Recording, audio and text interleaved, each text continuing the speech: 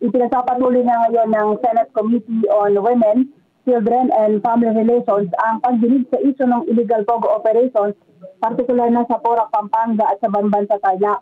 Maraming resource person ngayon ang Senado, kabilang na dyan itong si dating Banban Tarlac Mayor Alice Go na dumating kaninang 8:15 ng umaga dito sa Senado. Tulad ng dati, mahigpit ang ibinigay na seguridad sa kanya ng mga tauhan ng PNP, nakasuot ng Kevlar helmet, bulletproof vest at nakahandgas ng dalhin sa Senado. Bago mag-alas 7 kaninang umaga, dumating din sa Senado si Cassandra Leong ng Lucky South 99.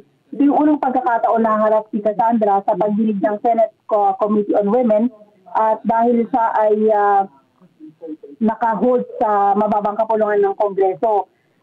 Isinailalim sa kanina sa medical check-up ng mga doktor ng Senado at para matiyak na siya ay physically fit dahil siya ay kagagaling lang sa ospital. Ang kanyang BP ay 90/60.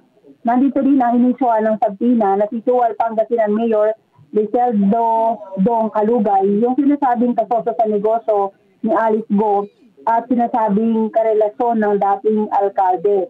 Present din si Catherine Salazar, ang umanay ka-look-alike ni Alice Go at sinasabing nagpapirma ng affidavit sa isang abogado para patunayan na siya ay nasa Pilipinas. Ito na nga yung pang-13 pagdinig ng Committee on Women kung saan ang pagdinig ay ginagawa ngayon sa plenary hall dahil na rin sa dami ng resource person. Ayon kay Senador Jingo Estrada, marami siyang ilalabas na ebidensya sigil para patunayan yung kaugnayan ni Alice Go dito kay Mayor Kalugay, lalo na sa kanilang mga negosyo.